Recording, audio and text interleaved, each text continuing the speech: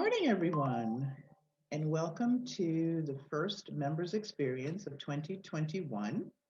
For those of you who do not know me, my name is Sinju Hagler, and I am the Director of Membership, Visitor Experience, and Volunteers here at the Newark Museum of Art. I want to thank you for joining us this morning, and thank you for your support as a member of the Newark Museum of Art. Excuse me. This morning, we have the pleasure of being joined by Millicent Matthews, who is the manager of traveling exhibitions for the Newark Museum of Art. And one of our most knowledgeable docents, Gwen McConkey, will take us on a tour of Wondrous Worlds.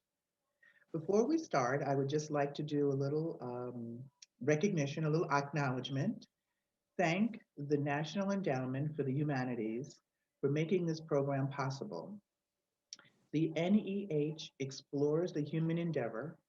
Any views, findings, conclusions, or recommendations expressed in this program do not necessarily represent those of the NEH. Thank you again so much for joining us this morning, and I will turn the program over to Millicent. Thank you, Sanju. Good morning, everyone. Hello, members. It's a pleasure being here today, and thank you for having me. As Sanju mentioned, I am the manager of Traveling Exhibitions Program, and I'm here briefly today to speak to you about the show, Wondrous Worlds, Art in Islam Through Time and Place, and its travels throughout the world. Wondrous Worlds, Art in Islam Through Time and Place explores the long history, vast geographic expanse, and the remarkable diversity of works of art in the Islamic world. This show was organized and drawn completely from the collection of the Newark Museum, and it features more than 100 works of nearly all media, including carpets, costume, jewelry, ceramics, glassware, metalworks, prints, paintings, and photographs. There are contemporary works in the show by the artist Rashid Karachi, Victor Epuk, and calligrapher Hassan Masodi, and they are shown alongside works from as early as the 9th century. Highlights of the exhibition include dazzling lusterwear from Iran and Spain. There are delicate prayer rugs from Turkey and India, and there's also a majestic pair of 20th century Egyptian applique tent hangings. And also there is a triptych titled Harem One by the Moroccan-American photographer Lala El-Assadi. The show opens with an introduction to the 5 pillars of Islam, which are a declaration of faith, daily prayers, charity, fasting for Ramadan, and the Hajj. The show's 5 sections are broken into internationalisms, elegant effigy, hospitality, modest beauty, dress and fashion, and also architecture. And that is highlighted as the show is in these sections. It's broken into those 5 sections within the show. The show is also accompanied by a richly illustrated catalog, which can be purchased as well. The show has had great success, and I have to say, in my tenure at the Newark Museum, there has been so much interest in this show and legs for this show to travel. The show was originally developed by the Newark Museum of Art, and it made its premiere at the Newark Museum of Art in February of 2016, and it was on view through May 15. And then the tour of the show started, and that first venue was the Asia Society Texas Center in Houston, Texas, and it was on view there from September 2017 through February 2018. The show then moved on to Middlebury College Museum of Art in Vermont, and it was on view from September 14th through December 12th of 2018. And the show then made its way to the Phoenix Art Museum in Phoenix, Arizona, through January 2019 through June of 2019. And the show made its way to the Philbrook Museum of Art in Tulsa, Oklahoma, and it was on view from June 2019 through August 6, 2019. The show is still currently traveling, and it will be making its way to its sixth venue, which is the Michael C. Carlos Museum in Atlanta, Georgia, on the grounds of Emory University. The show will be opening January 23rd of this year, and it'll be on view through May 9th of 2021. Currently, due to the pandemic and such, just for safety concerns, we are currently in the process of installing this show virtually. And so I am overseeing the installation of the show, and it's coming along beautifully and it looks wonderful. I believe that we do still have some interest in the show.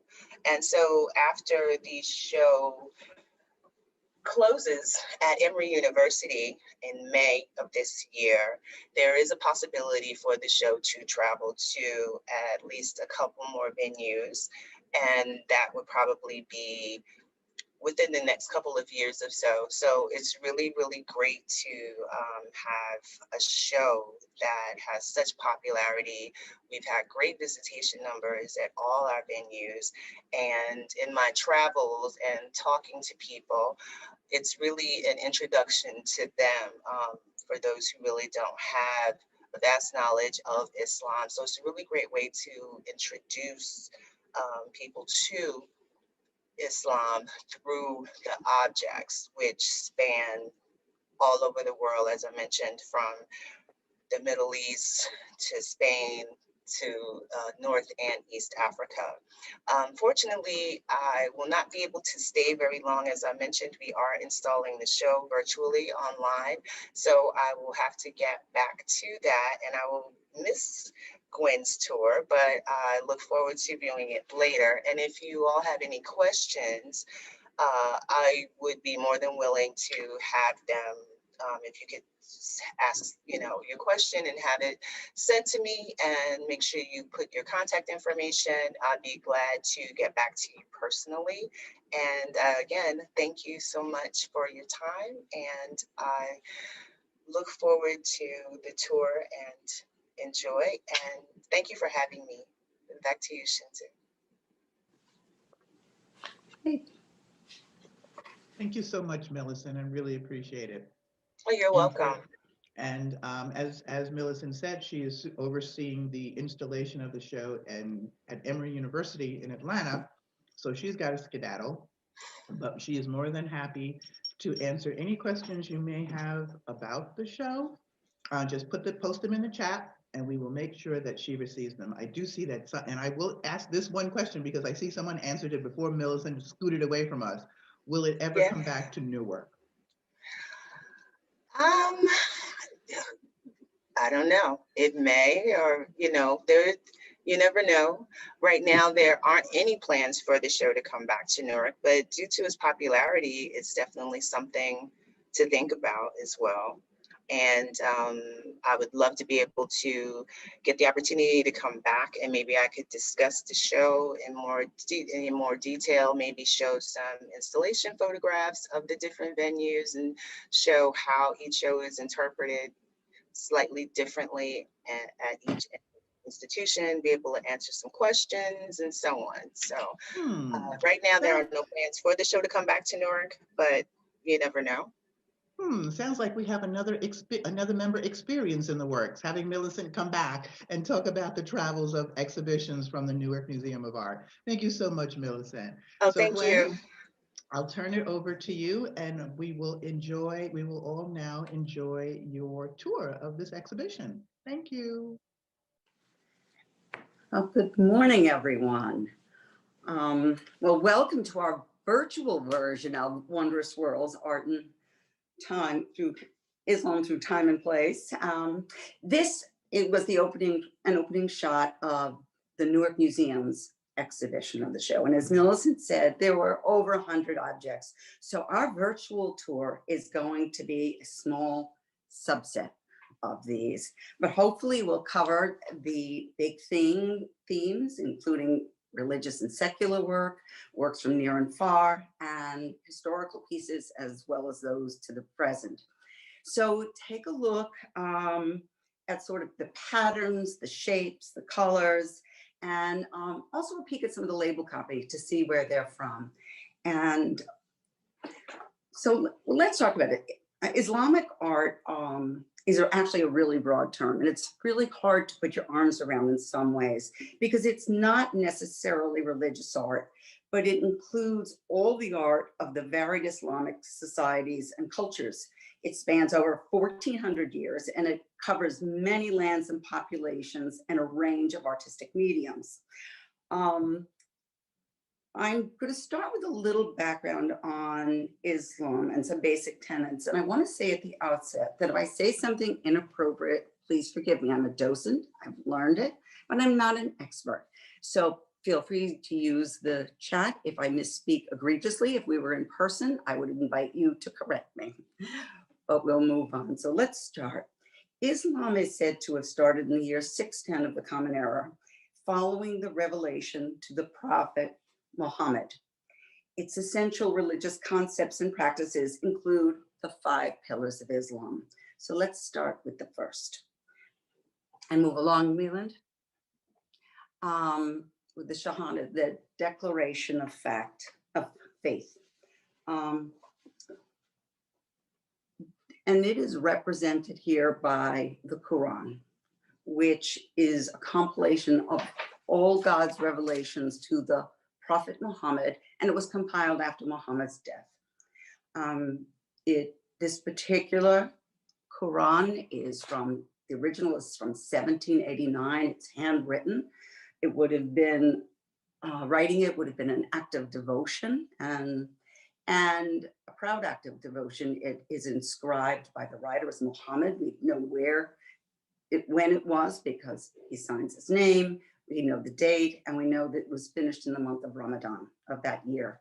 There is a further inscription much later in 1922 with some additional text, but clearly these are precious, precious objects. They could be rebound, and they would be obviously kept for centuries.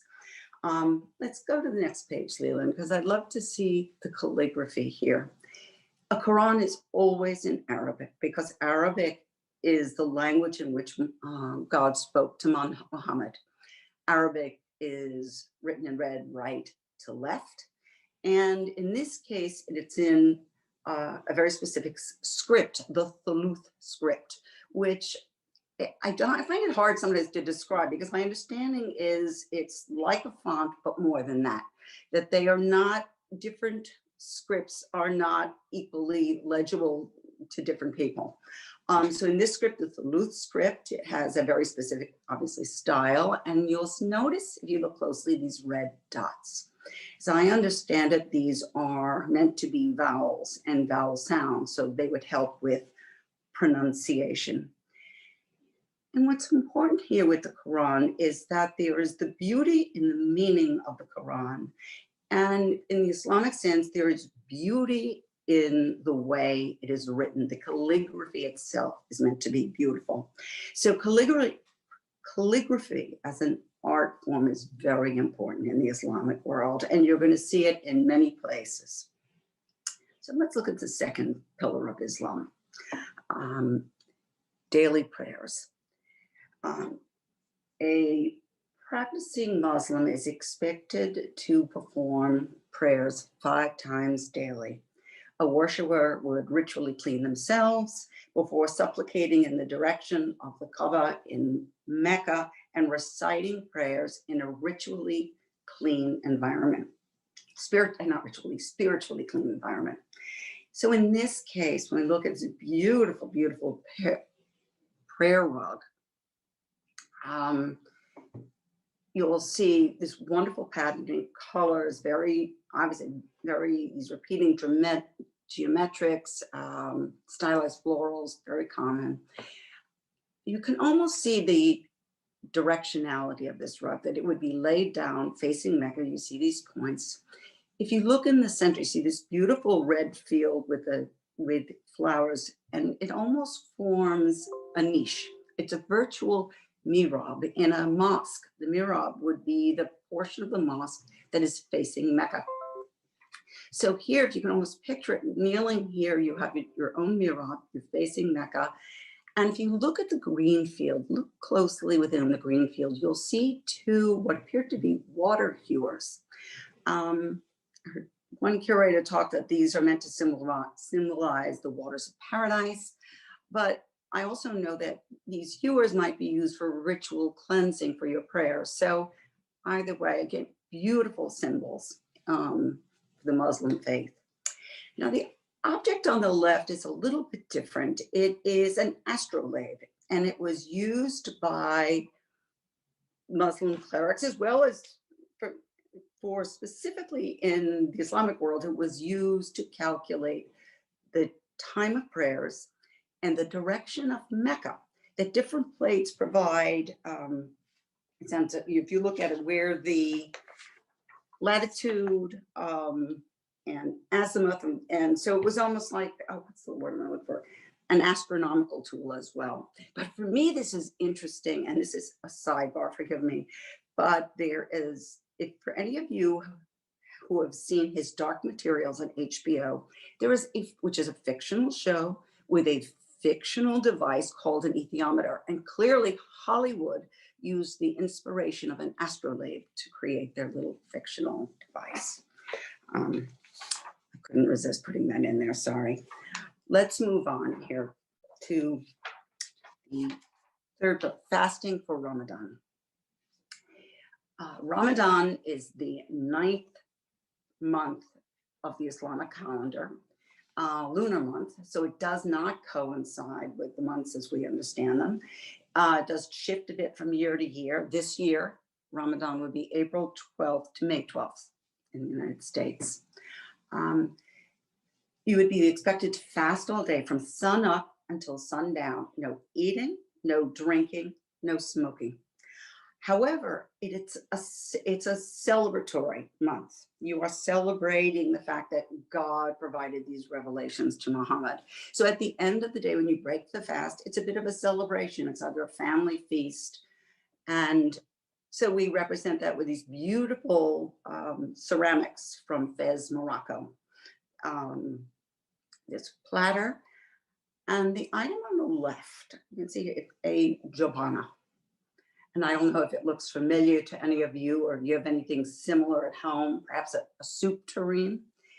In Ramadan, that's exactly what it might have been used for. Harira, a lentil soup, would have been a popular item to serve during Ramadan, and you might serve it in a jobana like this. These objects were also used for butter and for cheese early on. We'll move on to the fourth pillar of Islam, almsgiving or charity. And it's sharing with the needy. And these are kashkul, or beggar's bowls. An Iranian tradition holds up the example of Ali, son-in-law of the Prophet Muhammad, who left food-filled kashkul for the poor. And obviously these are, now, can any of you, when you look at these closely, can you think of what the material is here? What do these look like? Well, if you read the label copy here, they are coco de mer, and that's a form of coconut husk. And even the material here has an interesting story. Coco de mer comes from the Seychelles Islands specifically, which are in the middle of the Indian Ocean, far off the coast of East Africa. But prevailing ocean currents move them 1,000 miles, and they end up on the shores of the Arabian Sea in the Middle East. So in fact, even centuries ago, these were used by the dervish, who took vows of poverty and would beg for alms, but they would beg for alms for others. They couldn't beg for themselves. And it was said that they used the kashkul for their alms, hence the term beggars bowls. These, of course, would never have been used by a dervish. They're too richly carved, and they would have been purchased by somebody very wealthy. You'll note here, we talked about calligraphy. look at the left, that there's calligraphy. That's what the carvings are. And they reference actually dervishes. And if you look very closely at the one on the right, on the toe there, there's two dervish with their hookahs. Yeah. So almsgiving. Let's go to the final, the fifth pillar of Islam. And that is the pilgrimage to Mecca. And here the slide illustrates sort of two aspects of Islam. And one on the left are these princely crowns, which are buganis. I think it's buganis, yes, from Indonesia, to give you a sense of how far the Islamic religion spread. It essentially went from the Middle East all the way west across northern Africa, and then spread all the way east and it's all the way to Indonesia. And in fact, the Buginese, this part of Indonesia, became converted to Islam in, I want to say, 1611. But the significance of these crowns, they are almost a variant or derived from the Moroccan fez, but the crown on the right in white is inscribed with the word Hajj on the inside, which means the wearer has performed their pilgrimage, because that's the expectation, is that every Muslim at some point in their life, they will do the pilgrimage to Mecca. The item on the right is a small, truthfully, it's not clear to me whether it's the cover of a small prayer book or it's simply a folio within a very small prayer book, which is only about 5 or 6 inches large. So it could have easily been carried on a pilgrimage. The writing inside the prayer book is very old. It's sections of the Quran. But it's the images on the outside that reference the Hajj itself. And I don't know about you, when I started studying this, while I'd heard about Mecca, I didn't have a sense of what it looked like. So I want to show you something. Seelan, can you show us, move to the next slide? This is Mecca. And this is an enormous open mosque. And in the center, this cube is the Kaaba, the most holy place in Islam. So highly recognizable, this black with the minarets and the enormous people, millions and millions of the observant go to Mecca every year. So let's go back to our little prayer book, which is centuries old. Look at this, 1575. So that's, you think about Mecca. But now look closely at this book. And now you can start to see the references in this picture with the Kaaba in the center and Mecca and the minaret of Mecca. And we know from other things that the Red Mountain is meant to be Mount Arafat. And I believe that green tomb at the top is meant to be the tomb of Muhammad. So we're going to move now from religious objects, and we're going to start to look at more secular work with a different book folio. Leland, just continue on. Yeah, here we go. And this may be disconcerting for some who heard that in Islamic art, there are never portrayals of people or animals. That is strictly forbidden. That in fact would be true in a Quran or in a very religious setting. But in fact, this is a book folio, but in stories of poetry and literary works, this sort of painted folio became very popular in Persia and then into India. This particular piece is from India over several centuries. And I particularly love this one because it's a wonderful story, wonderful colors, and it gives us a sense of their clothing. This is Kaaba Shah, who is king of the East, sitting up there on his dais in a marble pavilion. Below him is the reunion of his son Mir, which means sun, S-U-N. He's the young man dancing in the orange garb. And Mir is greeting his wife, Ma, the moon. dancing in the right. And if you look closely, look at the clothing here. It's really wonderful. And at first I had to discern it that it's the men in some of the long gown there. There's some of the men are in pantaloons, but I love the women in these leggings and these sheer dresses. And I had wondered at first about this floral background, and then I realized it's a carpet. They're dancing on a beautiful Persian carpet.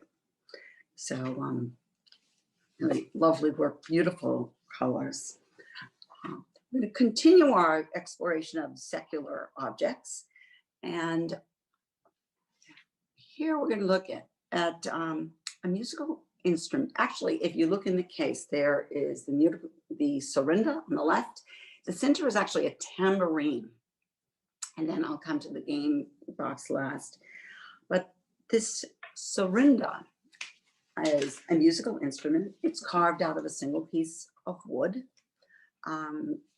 If you look at the patterning on it, there's sort of repeating both. It's geometric, it's florals, but it also is meant to be the stylized wak-wak tree, which is a mythical tree that produced both flowers sort of plant and animals. So in this case, the wak-wak tree there are tiny birds' heads in the center there. It's producing songbirds, hence the musical instrument here.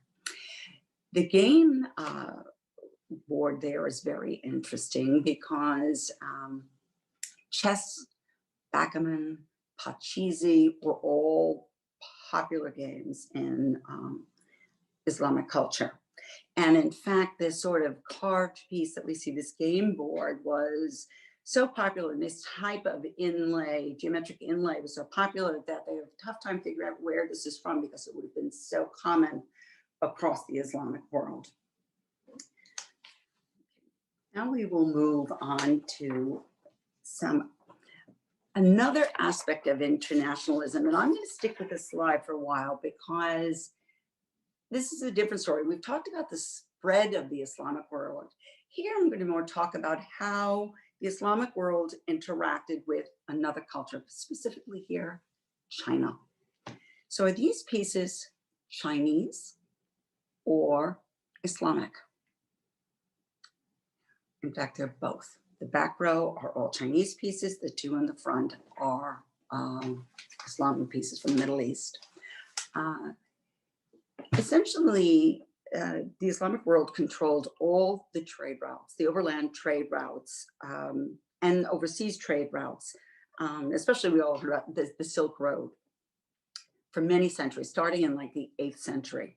So they developed this trade with China. And this is a wonderful illustration because cobalt is a blue element. It originates in the Middle East. And so the Middle East would export this precious element to China. Chinese high-fire porcelain makers were very enamored of it and created these beautiful blue and white wares. So in fact, this large work in the center, this Ming vase in the center, is a Chinese ware. And then they went further. Then the Chinese exported these wares back to the Middle East. And so in fact, you'll see these large Ming vases, similar pieces in the Topkapi Palace Museum in Istanbul. They were very popular, so popular in fact, that when you look at the design around the neck, look at those jewel pendants coming down. That's very much a Middle East design, in that the Chinese probably developed these to pander to a Middle East audience, if you would, a Middle Eastern customer. We're going to go further still. Once these wares were imported to the Middle East, local artisans would use their available cobalt, and they would modify some of the Chinese designs and doing that in their own low-fired wares that you see across the bottom. Particularly the left piece sort of emulates some Chinese style designs. However, and it's too difficult to see in this slide, so you'll have to trust me on this, the flowers that are in the two lower bowls are flowers that only exist in the Middle East. So they clearly utilize some ideas from China in their own work, but a wonderful example of that sort of trading of technology and ideas. And this went on, obviously, for centuries here. There are examples earlier of the 8th century and then later on. And now we're just going to continue our journey. I know we're not lingering here, folks, but we're just giving you a flavor of the exhibition. Metalwares. In the exhibition, there are several cases worth of arms and armaments with inscriptions from the Middle East all the way out. This one is from the Malay Peninsula in Indonesia. These inscribed daggers and swords were a status marker for men, and these intricate designs, very Islamic. In this case, with the tree of life, some of the foliate motifs, they overlap with some Southeast Asia design, but really exquisite. And again, that sort of international spread of Islam. The piece on the left, I mean, this zoomorphic viewer, I love this piece. There is something whimsical about it. It is a mythic goose, and Makara, which is another mythic beast, sort of a half sea creature, half land creature, maybe the nose of a crocodile. Really wonderful. And the idea here is it is a hewer, and that by invoking these water creatures, it implies a bottomless source of water. So we have metalwork. And now I'm going to move to another continent and another material, Africa. And we just simply don't have time to go into all the costumes and all of that. So I wanted to choose some representative because these are fabrics, fairly contemporary fabrics from Africa. But again, there's an interesting story behind this whole evolution, which goes all the way to Indonesia. Indonesia had this is back before the time of the Dutch traders, had beautiful batik print work that they did by hand on cottons. And when the Dutch traders came, they were so taken with it, thought it was so interesting, and went back to Holland and they started producing their own cotton cloth, but printed with rich designs. They tried to then sell it in Indonesia and it simply didn't work. But when they exported it to Africa, it was widely embraced. The Africans really, it became very, very popular. But in time, African countries like Ghana, Nigeria, and these are from Burkina Faso, made their own cotton cloth in both printing and batik techniques. These are printed cloths. And factory printed textiles in Africa are really interesting. They reflect local, national, and cultural traditions. And these are clearly for Islamic clientele. Crescent moon and star patterns are popular emblems of several Islamic states. And when we look closely at the right, and it doesn't show in this photo, it's like a beautiful green background, but clearly mosques, and then you have sun and moons, and the moon here. If you can read the inscription, and I found it fascinating that the fabric is inscribed with this saying. Again, we see calligraphy, and for the life of me at first, looking at this, I was like, where's the calligraphy? It is in fact in the stars and the moon. That whole phrase is repeated across this fabric. So again, we see this use of calligraphy throughout the Islamic world. And how might these be used, this particular cloth? In Burkina Faso, print cloth like this might be used in anything from clothing to home furnishing, but they were very, very popular. I'm going to move on. Here, I wish we had time to look at the breadth of Islamic architecture, which is magnificent. And we've all seen pictures of beautiful mosques and minarets around the world. But instead of focusing on the larger elements, we're focusing here on the decorative works that would have been on or inside Islamic architecture. And Millicent mentioned these, and it's tough to understand from a photo. These are Lusterwear titles. They're shiny, They're very old. They're late 13th or 14th century. And they would have been used en masse say, inside a room or even exterior of these palaces and mosques. And given it a sense, it would almost shimmer. And by assembling them, you would then create elaborate patterns. And I'm going to start on the upper left with that little sort of star-shaped piece. It probably would have been paired with a plus sign or something else to create a pattern going all the way around the room. If you look closely at that star, and you can see, I believe it's what do they say, an ass or an animal jumping over a pond. But around the outside of the star, again, you see calligraphy. And to us, it just looks like a pattern, but it's legible calligraphy with perhaps a poem or a literary saying or a sentence. The same thing here with the larger tiles. You see fragments of calligraphy, but when they were put together to go around a poem, it would have been a whole sentence. And each of these, and we're going to go to the next slides because they're viewed one way en masse, but as you go close and you look at each one of these closely, the level of detail is phenomenal. So if you look closely here, can you see 8 birds? 8 birds in there. And so wonderful, wonderful works from the 14th century here. And now I'm going to move from that, the 13th century, to the present day. And this is a work by Lala Asadi, a contemporary photographer. This is enormous, and this picture just simply doesn't do it justice. But it's such a great counterpoint to the last piece because here you see you get the sense of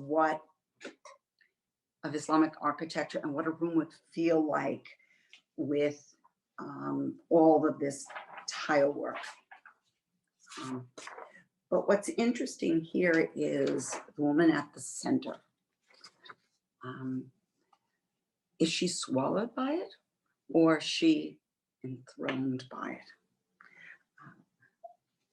Lala Asadi was born in Iraq, I believe she was born in Morocco. Certainly her family's from Morocco.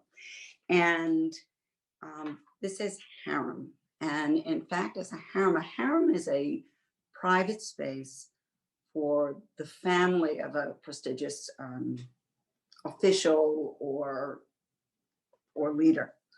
And young men may have lived there, but it was mostly a space for women. And this particular setting is actually the opulent Bar El Pasha Palace of Moroccan Pasha Tami El Glaoui. I can't pronounce the name. But it's where Asadi's father was raised after his mother was forced to divorce her husband. So when you look at this, do you consider this a cage or a sanctuary for the women that live there? Now, some say that Asadi thought of it as a gilded cage, but some contemporary Muslim women view it as a sanctuary because they find the space freeing because they can be who they are there. So kind of really wonderful contemporary thoughts about Islam. And let's go to the last piece today by another contemporary artist, Hassan Masodi. And he is, he was an Iraqi by background. He now works in Paris. And before we talk about his background, let's look at the piece itself here. And it's important that we read the inscription. It's travel if you aspire to a certain renown. It is in roaming the heavens that the crescent becomes the full moon. And that phrase is written in calligraphy across the bottom. And you can see then these wonderful swirls, almost calligraphed. They're again another type of abstract calligraphy, if you will. To me, as I look at this, it makes me think of the wind, of sails, of flying through the air, of travel. sort of a one, I really love this piece. It's wonderful. I love the feeling of this. And Masodi is really interesting. He has a wonderful YouTube video where he talks about his work because he was born in Iraq. He studied, he was apprenticed in calligraphy at a really young age, as a young teenager, but he evidently showed real talent from the very, very beginning. And when his family emigrated to France, he ended up attending the art school, École des Beaux-Arts in Paris, which is very prestigious. And there he learned other art and he learned about painting, but he expresses his dissatisfaction with sort of more other types of painting. He said, my world is calligraphy.